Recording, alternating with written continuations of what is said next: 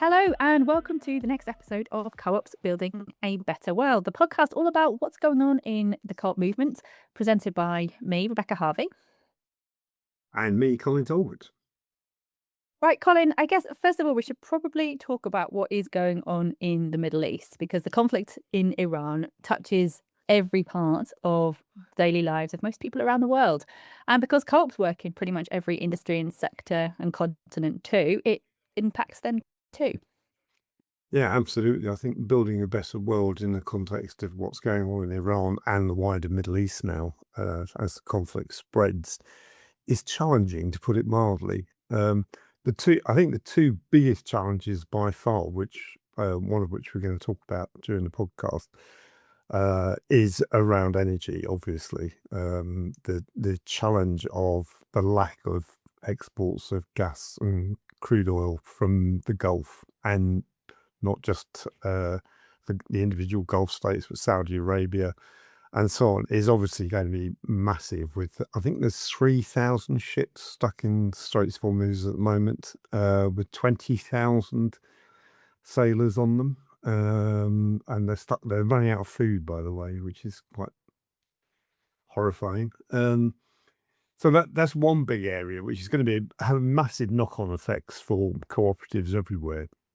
And co-ops are going to have to deal with rising prices and all sorts of energy challenges. But closely related to that, particularly for retail co-ops and agricultural co-ops, is going to be the impact on food. Because one of the other things that comes out of the Gulf, which I'd never really realised, is massive fertiliser production. And a lot of that has been cut off, and there's a lot of reports already from America and Australia and various other places where they're entering the growing season, that they're going to have major problems because they're not getting the fertilizer supplies that they'd ordered. And that's going to have a big impact on food prices and overall food production. It was news to me as well, Colin. The figures around the amount of fertilizer that comes through the Straits is absolutely mind blowing. We did an article on it in the last issue of Co-op News, where Edward Carr, who's the president of the Irish Cooperative Organisation Society, wrote to the Irish government, and he highlighted the fact that the Middle East region is a key player in the global fertilizer trade, accounting for 30% of exports of all major fertilizers, over a third of urea, 1/5 of ammonia and ammoniated phosphate, and half of the sulfur produced globally is exported through the Strait of Hormuz. So that's going to have a massive impact and knock-on effect on, as you said, food prices and food security. Absolutely. So one of the articles in the latest issue of Co-op News is about co-ops and the global energy crisis. With climate change getting ever worse and the Iran war threatening energy supplies, my colleague Shaz Rahman looked at how the co-op model can offer solutions. And one of the organisations we heard from in the article on energy security is REScoop.eu, which is the European Federation of Energy Communities.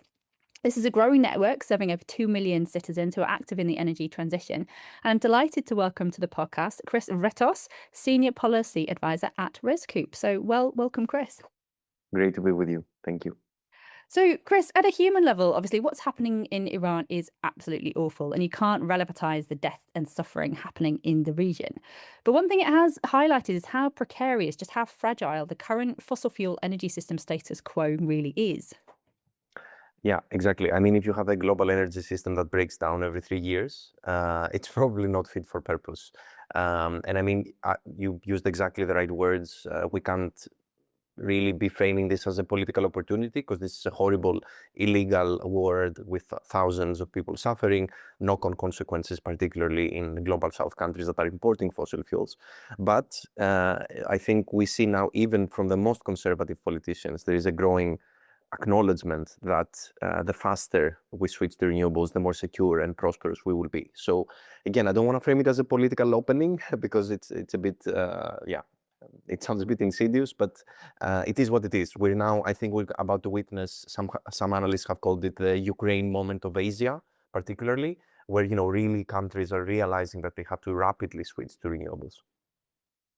One of the things you said in the article, Chris, was that energy communities in particular have proven their quick reflexes against energy crises. So have you got examples of this from your members, either communities or cooperatives or other forms of energy collaboration? Yeah, so indeed, we are doing an internal consultation with our members, and we see that already the reflexes have been super fast.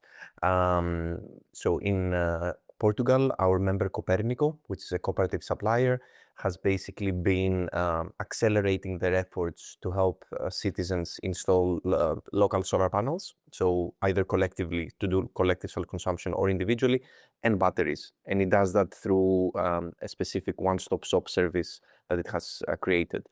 And Nostra, which is again a cooperative supplier in Italy, has been offering more and more members stable tariff contracts. So particularly for members that have invested in the cooperative into collective solar projects. And then we see cooperative suppliers in Belgium, such as EcoPower and Cositer, that super proactively, in the first week of the crisis, basically they published a communication on their website saying that we will cap the energy at different rates each one. And as soon as this price is exceeded in Belgium, you'll hit the cap. You won't be paying more than that. All while advising their members on how to save energy, on how to directly invest in a local solar cooperative, so that they can become structurally independent from the forces of the energy market. And maybe in a smaller and more personal example, since I am also Greek and I'm a member of this community, Hyperion Energy Community in Athens, they held this past Sunday an emergency meeting. Over 50 people attended, on how we can mutualize the process of renovating houses, so that instead of each household by themselves going through the bureaucracy, hiring a mechanic, you go through the process of the so-called citizen-led renovation, that you do this through the community, you do it collectively. And then, by achieving an economy of scale, you're also achieving lower costs per household. So these are just some of the many examples really across the European Union. Those are some great examples. Thanks, Chris. So earlier in March, the European Commission published its Citizens' Energy Package, which is a set of measures that aim to ensure fair and inclusive energy transition. So in brief, Chris, could you explain what is in the package and what are REScoop's thoughts on this, and also what it can mean for co-ops? Yeah, so first of all, it's a non-legislative package. It's more a communication, and it sets a very ambitious goal for the EU to reach 90 gigawatts of energy community projects by 2030. So this is a 10-fold increase compared to 2026, where in Europe we estimate that there's about 9 to 10 gigawatt of community energy projects currently. So it's hugely ambitious. It basically promises to offer member states guidance on how to create a national enabling framework.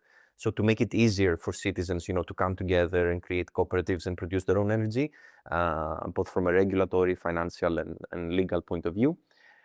So overall, it's something we strongly welcome. It links energy communities to affordability. In fact, the package says that as long as citizens can actually install a local renewable energy project, perhaps even a battery, and also consume flexibly, so switch their consumption at times of the day when energy is cheaper.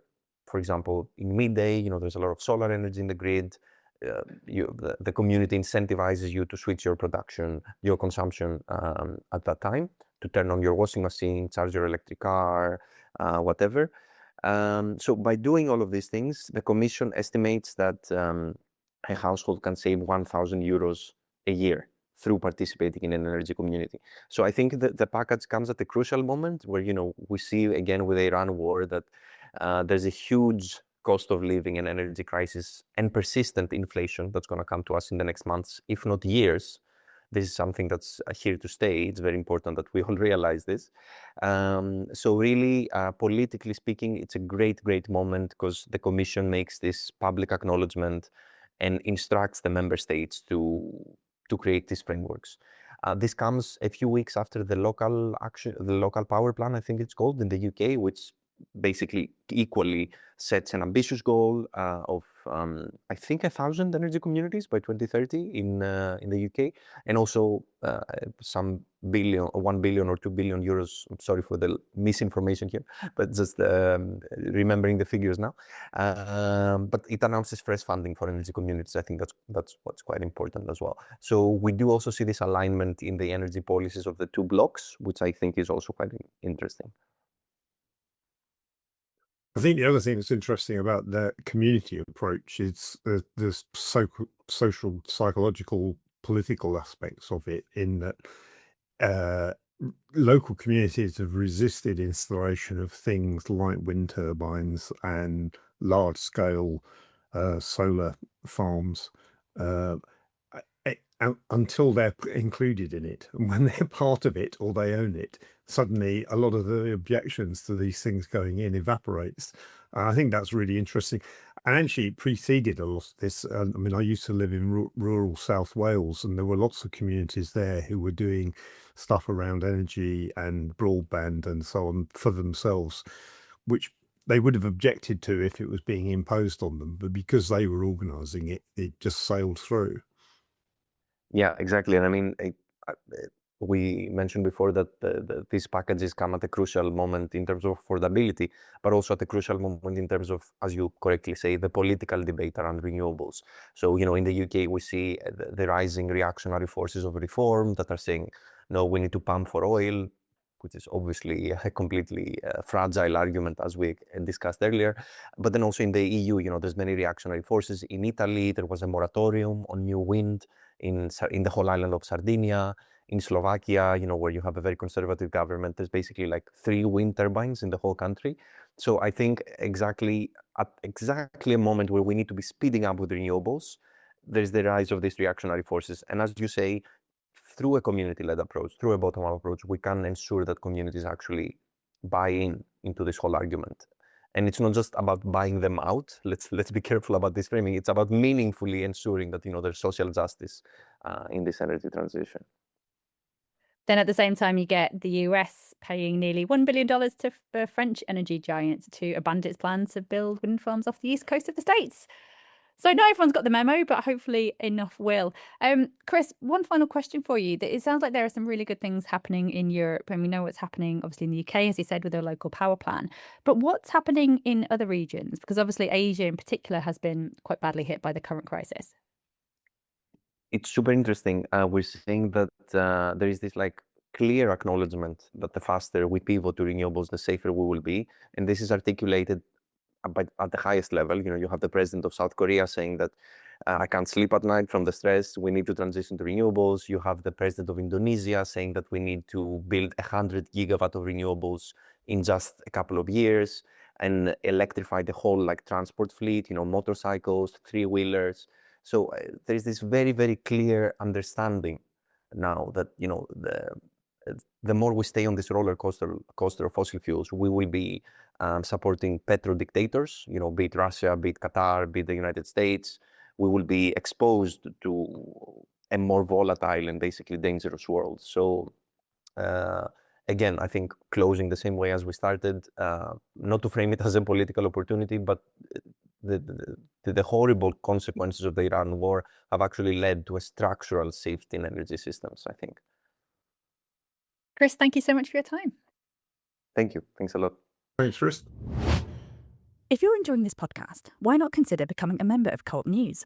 As well as writing and talking about co-ops, we are a multi-stakeholder cooperative ourselves. For individual membership, visit thenews.coop/membership.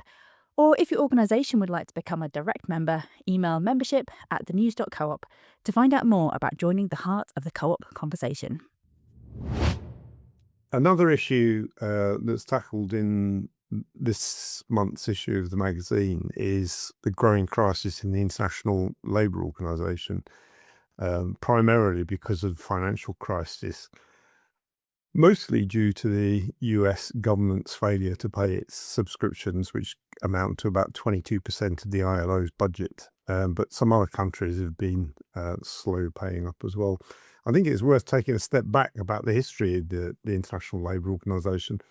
Most people assume I think if you talk to them, that the ILO is just another UN agency that was created after the Second World War. In reality, it's been around since 1919. It was actually created after the First World War as part of the Treaty of Versailles. And it's actually been very active in the international cooperative movement ever since then. In fact, the unit inside the ILO, which deals with cooperatives and the social economy now, celebrated its 106th anniversary in March this year. So it's been around for a very long time. It's been very instrumental in developing a lot of the international cooperative movement standards, and has worked pretty closely with the International Cooperative Alliance since after the Second World War. In particular, there's some important standards, statements and promotions that have been really important in the development of the international cooperative movement, particularly workers' cooperatives, which has been one of the main concerns of the ILO. The ILO governing body has been meeting in Geneva over the last few days. We're recording this on the 2nd of April, and it was due to conclude today. And we're expecting some outcomes from that about restructuring within the ILO. And one of the fears is that the cooperative and social and solidarity economy unit, which has been very, very important in terms of providing a hub for ideas about cooperatives, promoting principles, and working with the international cooperative movement, is going to be trimmed back and or subsumed in some other work streams within the ILO, and we'll see what's going to happen about that. Both the ICA and Cooperative have put out solidarity statements with the unit within the ILO, but we'll see what happens about that. I just make one wider point about this. There's a lot of talk at the moment because of what's going on in Iran and various other things, the tariff wars and so on, about undermining of the international rules-based order. I think one of the things people forget is that rules-based order is also underpinned by all sorts of institutional and organisational arrangements at the international level, of which the ILO is an important component. And for the cooperative movement, the Co-op and SSE unit within the ILO is a really important strategic asset. And it tends to get neglected that what's being taken apart is not just the rules, but those structures which have been around for a very long time, in the case of the cooperative movement, 100 years at the international level, and that has a hugely undermining effect on the ability of the movement to talk internationally, to cooperate with governments and businesses, which is what the ILO's role is. It's a tripartite body between governments, businesses and workers. And it's those sorts of little things which people miss that are going on have potentially huge ramifications. They really do. And it's going to be interesting to see what the outcomes of the governing body meeting in Geneva is. So we'll definitely be keeping an eye on that. For those who don't know, Cooperative is the International Organisation of Industrial and Service Cooperatives, which basically the Federation for the World's Worker Co-ops. There's also a CCOP, which is the European Federation. But in the statement, they said a really important thing that, for worker co-ops and social cooperatives represented by Cooperative, this contribution, like the contribution of the ILO, has been instrumental in strengthening recognition of their distinct nature as enterprises that combine economic activity with democratic governance, job stability, and strong local anchorage. And I think this idea of decent work is so enshrined in everything that the ILO does, and then by extension the UN as well. Like the UN Sustainable Development Goal number 8 is focused on decent work. Like the International Cooperative Alliance did a whole policy brief on SDG 8, just highlighting just how co-ops do contribute and accelerate the move towards decent work. So it is frustrating that some countries aren't paying their dues to these transnational bodies, but there are some countries who are actually trying to support co-ops. And one of those that we featured in the last edition of Co-op News is Singapore. So earlier this year, the government of Singapore pledged up to 30 million Singaporean dollars, which is about just under 24 million US dollars. The aim is to support a 10-year transformation roadmap for the country. And what I really like about this, Colin, is the fact that it's very much built around a number of strategic pillars that align with the strengths of the co-op movement as it is. So it talks about talent and leadership, governance and stewardship, operational excellence and scale up, and then also community outreach and impact. And in the article has some fantastic interviews with people who are at the front line of this, including a young woman called Raina Liang, who's a strategic operations officer at GP Plus Co-op, who said, in particular relating to young people, that co-ops can feel abstract to young people today, but when linked to real problems they care about, the model becomes much more compelling. And I think it's this idea of trying to make co-ops real to young people, real to people re-entering the job market, that actually has been a thing that has been missing. Yeah, I think that practical aspect is really interesting.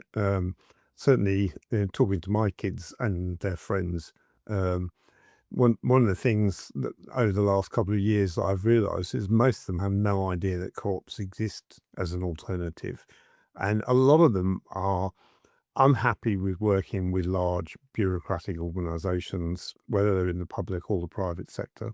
Um, uh, and they don't like being out on their own entirely in the gig economy.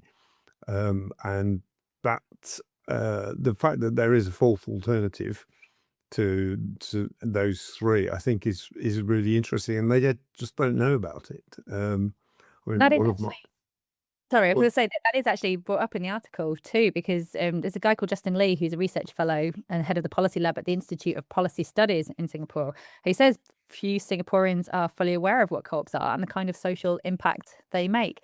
And actually, I think there's quite a parallel here between what's going on in Singapore and what is going on in the UK. So the UK in the Labour government have obviously pledged to double the size of the co-op mutual economy, but also do admit that no one really knows what co-ops are outside of working in the sector, and it seems like the same thing's happening in Singapore as well. yeah, I was going to say that one of my sons is a web developer, and he's since he started doing this for himself, he's basically worked in the gig economy, and really with no structure. And he's worked with a few other people, but they're not they don't have their own business, and they're not working with somebody else. It's all gig contracts. And when I pointed out to him, he works in London, that there's a whole cooperative movement around IT where a lot of them are actually getting together and providing back office services through cooperative structures. He had no idea about it, and he's busily investigating it now to see if it can help him. Yeah, that's yeah. I hope he finds it. For those who don't know, that federation is Cooperative Technologists or CoTech. So yeah, do have a look at them.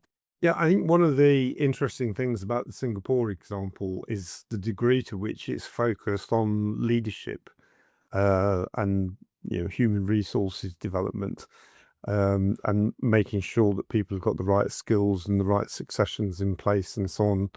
Uh, there've been problems with that in a number of cooperative sectors around the world, and they've obviously realised that it's crucial that the people in those areas are well educated to run cooperatives.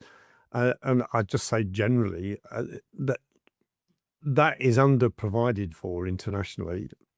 There's hundreds of MBA courses which cater mainly for private sector business, and there are hundreds of MPA courses, Masters of Public Administration, around the world, which cater for the public sector. But there's actually very, very little, particularly higher education and further development, for cooperators, and I think that's one of the things that's missing. So, a few weeks ago, Colin, I was at the UK Co-op Retail Conference, which is one of the flagship events hosted by UK federal body Co-ops UK, and they actually had a whole session on education, which looked at some of this, and it was great because they split the room into four cohorts, I guess, who discussed some of the issues and challenges around education in its different forms. So one was looking at, in the UK in particular, cooperative schools, which I know internationally is an area of great growth. There's also a section on higher and further education. There was a section on young people and what education means. I'll come back to that in a moment. And there's also a section on accreditation. Because one of the people in the room stood up and said, I've done so much co-op training within my own co-op. I've done co-op training with Co-ops UK, with other external organisations. I've got nothing to put on my CV. I've got nothing to show for it. And actually, that is quite an important thing for people experiencing the world of work. And in terms of the young people in the room, and it was great to see some people actually under 25 in the room. It was brilliant. But one of the things they were saying was that actually, okay, what does co-op education mean to me? How does it help me get a job? What does it mean to go through this kind of succession of education and employment? Where does the co-op part fit in? And we'll be looking at that more slightly in the next issue of Co-op News, so watch out for that.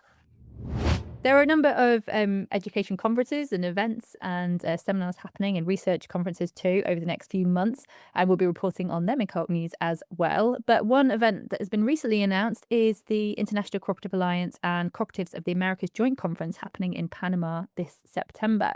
So it's the global conference hosted by the ICA that happens every couple of years. And the theme for this year is Building Bridges, Cooperative Contributions for a Peaceful World, which I think, Colin, links nicely back to what we were talking about at the beginning. But I'd just like to share this quote from Dr. Ariel Guarco, who's ICA president, who, acknowledges the long tradition of respecting the autonomy of each community at regional and global levels and the tireless efforts of co-ops to build bridges for peace. And he says, today we see how violence is the path chosen by some to resolve various types of conflict in many parts of the world.